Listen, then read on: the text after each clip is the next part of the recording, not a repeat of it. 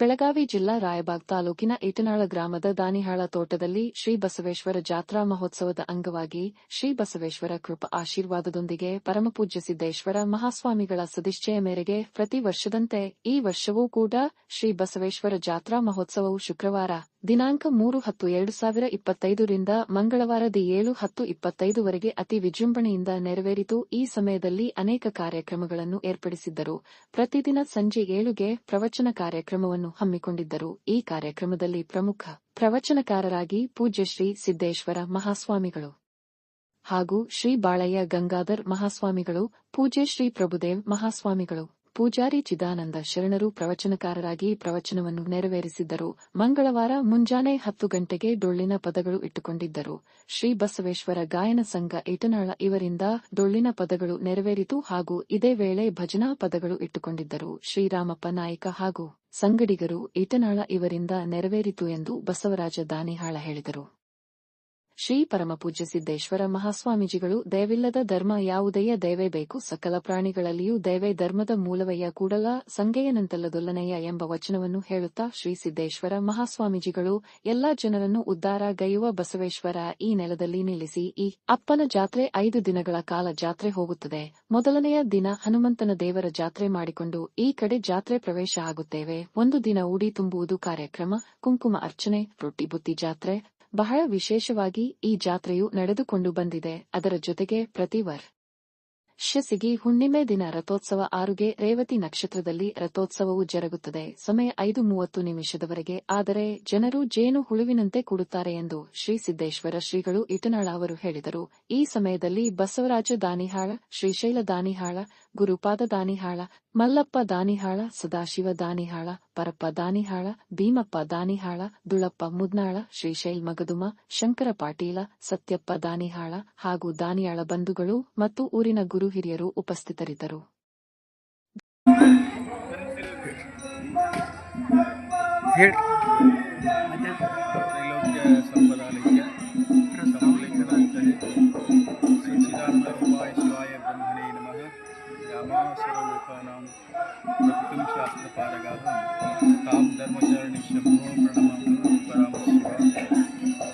ಕ್ಷೇತ್ರದ ಎಲ್ಲ ದೇವತೆಗಳನ್ನು ಎನ್ನ ಹೃದಯ ಮಂದಿರದಲ್ಲಿ ಕಾಣಿಸಿಕೊಂಡು ಈ ಒಂದು ಸ್ಥಾನದಲ್ಲಿ ನೆಲೆಸಿ ಎಲ್ಲ ಭಕ್ತರನ್ನು ಉದ್ಧಾರಗೈಯುತ್ತಿರುವ ಬಸವೇಶ್ವರರ ಕರ್ತುಗದ್ದಿಗೆ ಹನಿ ಮಣಿದು ಈ ಅಪ್ಪನ ಜಾತ್ರೆ ಭಾಳ ದಿವಸ ಕಾಲಾಂತರ ನಡ್ಕೊಂಡು ಬಂದಂಥದ್ದು ಜಾತ್ರೆ ಇದು 5 ದಿವಸಗಳ ಜಾತ್ರೆ ಆಗ್ತದೆ.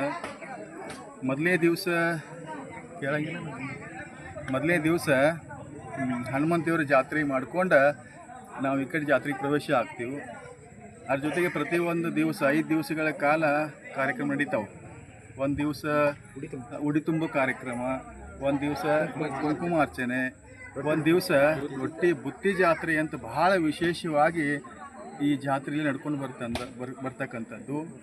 ಅದ್ರ ಜೊತೆಗೆ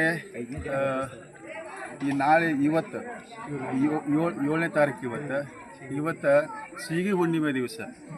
ಪ್ರತಿ ವರ್ಷ ಸೀಗಿ ಹುಣ್ಣಿಮೆ ದಿವಸ ಎಳಿತಕ್ಕಂಥ ತೇರ 6 ಗಂಟೆಕಂದ್ರೆ ರೇವತಿ ನಕ್ಷತ್ರಕ್ಕೆ 6 ಗಂಟೆಕಂದ್ರೆ ತೇರು ಎಳೀತದೆ. ಆದರೆ ಎಷ್ಟು ವಿಚಿತ್ರ ಅದ, ಇಲ್ಲಿ 5:15 ಆತು ಅಂತಂದ್ರೆ ಜನ ಎಲ್ಲಿಂದ ಬರ್ತೈತೆ ಗೊತ್ತಿಲ್ಲ. ಅಷ್ಟು ಜೇನು ಮುಖರಿದಂಗೆ ಸಾವಿರಾರು ಜನ ಎಲ್ಲ ಕೂಡಿ ಅಪ್ಪನ ತೇರು ಎಳೆಯುವಂಥ ಒಂದು ಪದ್ಧತಿ ಅದ. ಜಾಗೃತ ದೇವರು ನಮ್ಮ ಹಿಂದಿನ ಕಾಲಕ್ಕೆ ಹಿರಿಯರು ಹೇಳ್ತಿದ್ರು.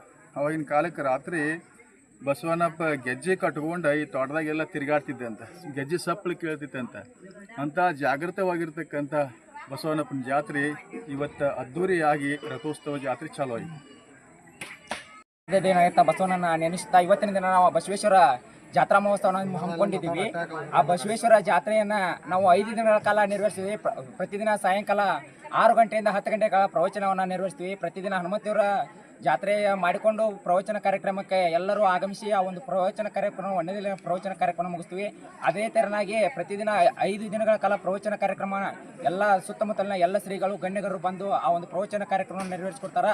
ನಮ್ಮ ಹಿರಿಯರ ಕಾಲದಿಂದಲೂ ನಾವು ಚಿಕ್ಕವರು, ನಾವು ಹುಟ್ಟೋಕ್ಕಿಂತ ಮೊದಲೇ ದಿನವೂ ನಮ್ಮ ಹಿರಿಯರ ಈ ಕಾರ್ಯಕ್ರಮವನ್ನು ಕೇವಲ ಒಂದು ಜೋಳದ ನುಚ್ಚ ಮತ್ತು ಸಾಂಬಾರದಿಂದ ಅಂತ ಜಾತ್ರೆ ಮಾಡ್ಕೊಂಡು ಬಂದಿರೋದು.